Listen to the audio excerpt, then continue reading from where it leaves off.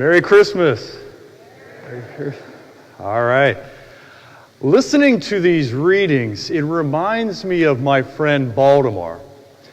Baltimore spent 24 years in a religious community. He would do the most ordinary things every day, sweeping the floors. He'd be cooking the soup for the elderly fathers and sisters. He was happy. And then one day he got the news that his religious community was disbanding. They didn't have enough to keep going.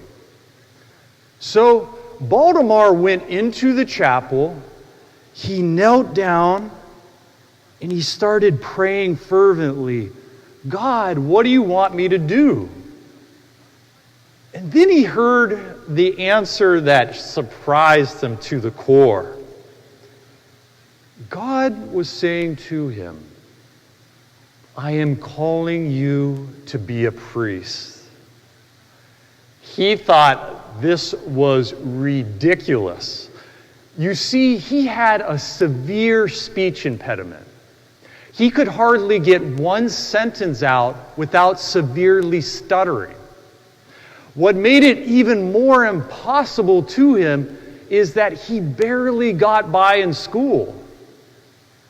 And he kept pushing this off. But every time he would go to the chapel, God was saying, "I want you to be a priest. I'm bigger than your problems." So he went to the vocation director and said very timidly, "If you would consider me, I would be willing to serve as a priest." And to his shock, they said, "We'll give you a chance." They saw in him the most joyful man, always smiling. They saw someone in him that worked hard every day, was faithful, dependable. But they said, "Baltimore, here's what you got to do. You got to go through 1 year of speech therapy."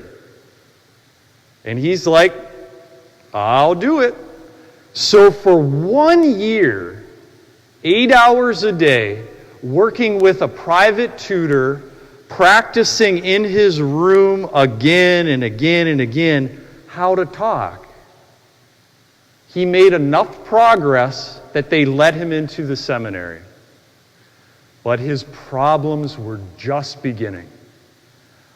The pressures of academia, the formation program, all the social events. See, remember, he was used to being in the kitchen, nice and quiet, kind of just being to himself. But now he was living with 72 men. Shock city. So he went back into the chapel. He knelt down and he started pouring his heart out once again. "God, this is too much for me. I'm in over my head. Get me out of here." But God kept whispering to him, "I am bigger than your problems. I am calling you to be a priest." So he fought everything within him, and he obeyed God. The root word for obey is to listen. And he considered who was inviting him. The God that made the universe.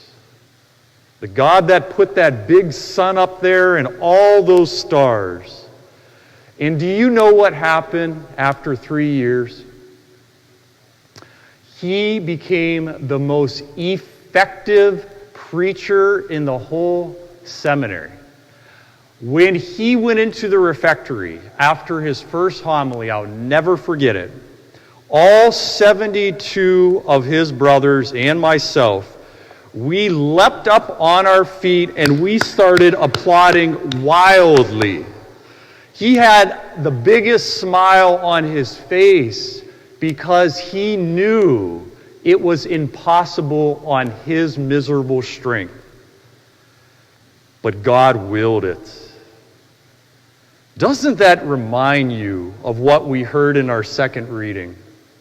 Yeah, Abraham.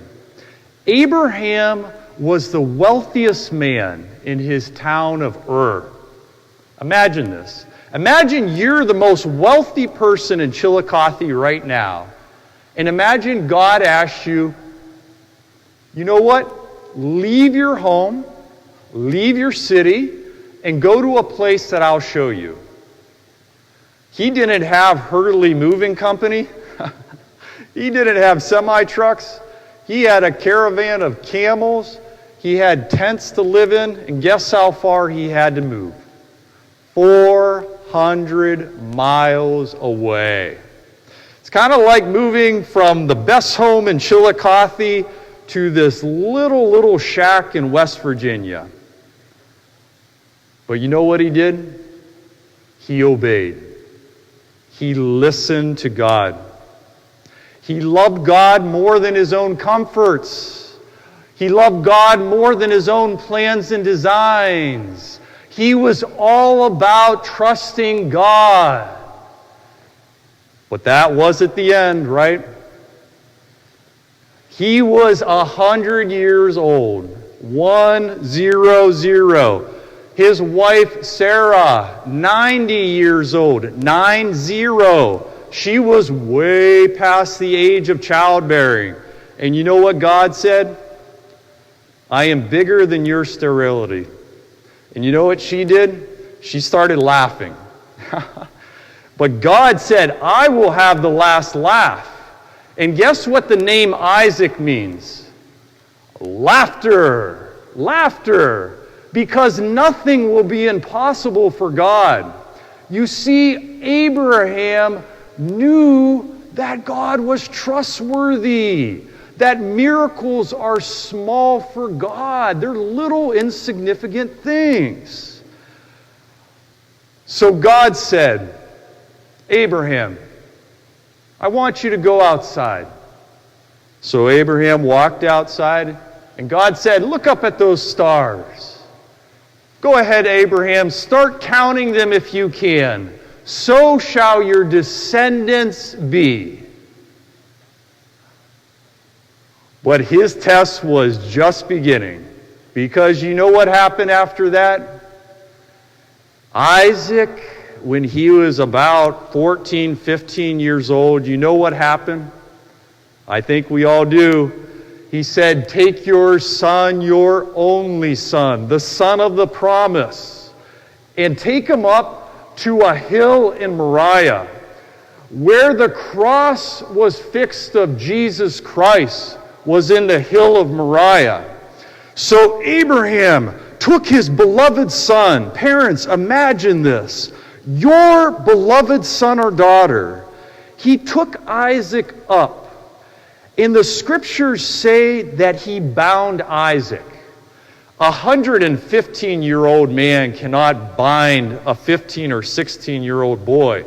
Isaac willingly consented to this holocaust, to this sacrifice. It says that Isaac carried the wood on his back. Does that remind you of anybody who carried the wood on his back, who willingly immolated himself on the cross?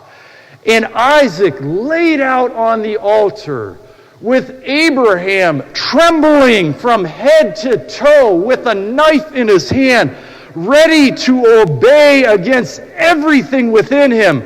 The angel stopped his hand.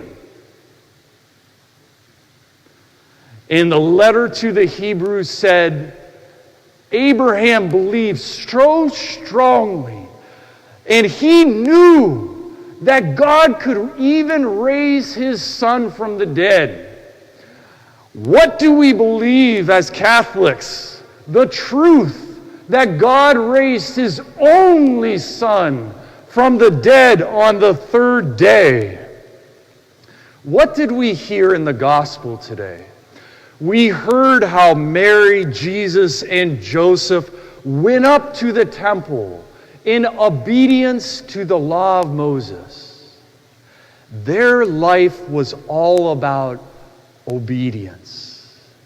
And friends, this is not a servant-master obedience. This is not an employer-employee obedience. This is a son and daughter love obedience.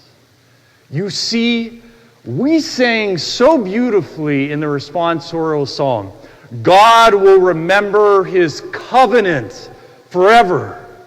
We are in covenant. A covenant is not a contract.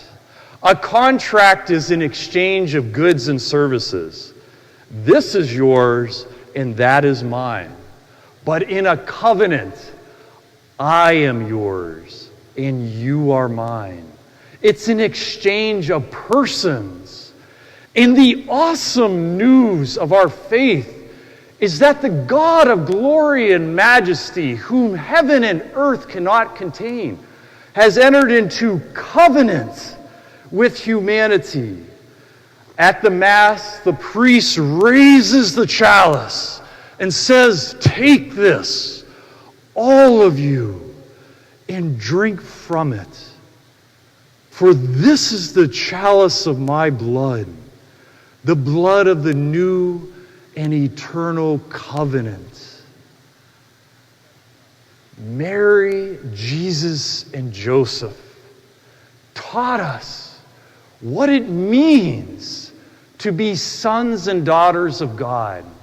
Look at that person in the mirror today, tomorrow, and the next day. Look at yourself and see a gleaming, beautiful son and daughter of God. See someone whom Jesus died on the cross for. When Mary heard the angelic salutation, what did she say?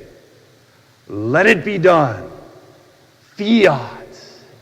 What happened when Herod tried to kill the baby Jesus? They obeyed, right? They left their home and they went to Egypt. Obedience sets us free. Yeah, it does. It does. Frank Sinatra will say, "I did it my way." But don't we say we want to do it God's way, right? There is what's called perfective freedom in this lifetime.